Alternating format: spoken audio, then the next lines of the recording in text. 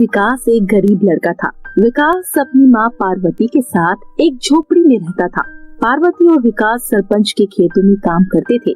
इसके बदले उन्हें जो भी पैसे दिए जाते थे वो उसी में अपने घर का खर्चा चलाते थे।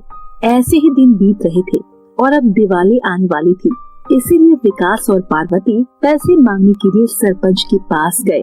सरपंच जी, मुझे कुछ रुपए उधार दे दीजिए, क्योंकि दिवाली आने वाली है और हमारे घर का राशन खत्म हो गया है, इसीलिए मुझे थोड़ा सा राशन लाना है।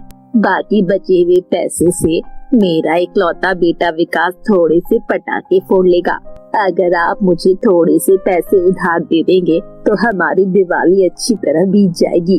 उसके बाद मैं जैसे तैसे करके आपके पैसे लौटा दूंगी। देख पार्वती बहन, गांव की एक महिला होने के कारण मैंने तुझे घर में काम पर रखा, जिसके बदले मैं तुझे टाइम पर तनख्वाह देता हूँ। इसके अलावा मैं तेरी कोई भी सहायता नहीं कर सकता हूँ।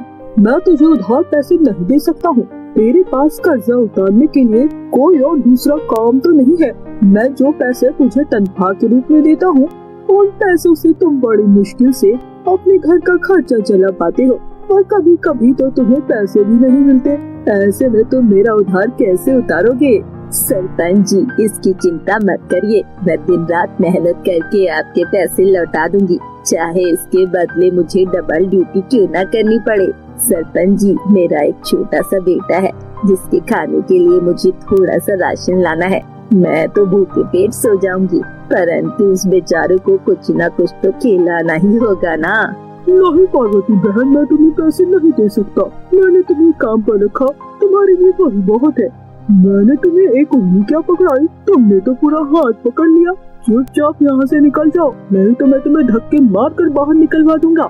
इसके बाद पार्वती और विकास घर की ओर आने लगते हैं। खेतों में काम कम होने के कारण पार्वती और विकास का खर्चा चलना बहुत मुश्किल हो गया था। थोड़ी देर बाद पार्वती और विकास घर पहुंच जाते हैं। इसके बाद विकास पार्वती को घर में ही छोड़कर घर के बाहर निकल जाता है। इस तरह चलते चलते थोड़ी देर में विकास एक जंगल में पहुंच जाता है। इसके बाद विकास को एक आइडिया आता है और वो वहीं पर बैठकर तपस्या करने लगता है, क्योंकि विकास ने स्कूल की किताब में पढ़ा था इस तरह तपस्या करने से भगवान खुश हो जाते हैं और प्रकट हो जाते हैं। इस तरह विकास बहुत देर तक तपस्या करता है। वो ठान लेता है कि वो अपनी माँ की गरीबी को दूर करके रहेगा। कभी परिलोक की कुछ परियां विकास को देख रही थी। तभी उनमें से एक परी विकास के इस भोलेपन से प्रसन्न होकर विकास के सामने परी प्रकट हो जाती है। इसके बाद परी विकास से कहती है, उठो विकास, तुम्हारी तपस्या सफल हुई।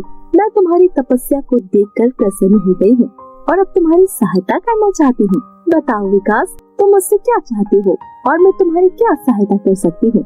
मुझसे जितनी तुम्हारी सहायता हो पाएगी मैं उतनी तुम्हारी सहायता करने की कोशिश करूँगी।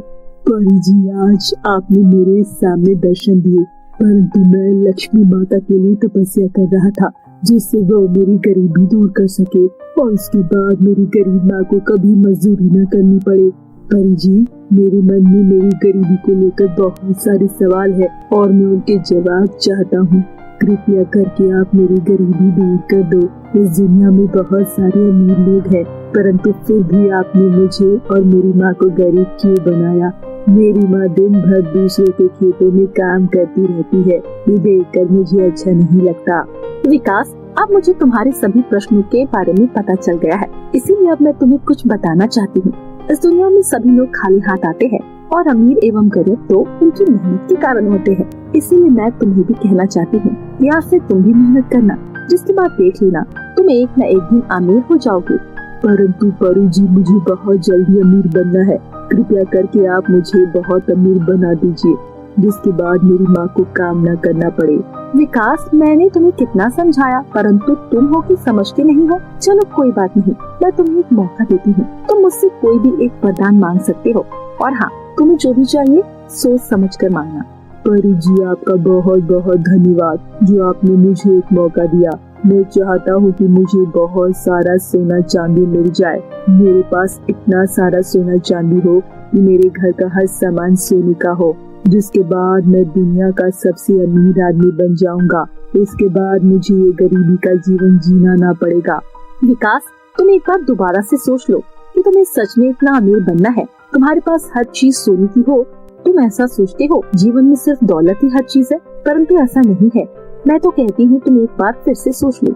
चलो कोई बात नहीं, मैं तुम्हें जादुई सोने की दुनिया में भेज दूंगी, जिसके बाद वहाँ पर तुम्हारी परीक्षा होगी और अगर तुम उस परीक्षा में सफल हो गए तो तुम्हें मनचाही चीज मिल जाएगी। नहीं परी जी, मुझे तो यही वरदान चाहिए। इसके बाद परी विकास को जादुई सोने की दुनिया में भेज देती है। इसके बाद विकास देखता है कि इस जादुई सोने की दुनिया में हर चीज सोने की है। सोने के पेड़ है, सोने की नदी है और तो और सोने का घर भी है। ये देखकर विकास बहुत खुश हो जाता है। अरे परी जी, आपका बहुत बहुत धन्यवाद जो आपने मुझे इस जादुई सोने की दुनिया में भेज दिया। अब मैं यहाँ से बहुत सारा सोना चांदी अपने घर ले जाऊंगा। इसके बाद मैं गांव के हर गरीब व्यक्ति को कभी भी भूखा नहीं सोने दूंगा। इतने सारे सोने से तो कितने सारे लोग पेट भर के खाना खा सकते हैं।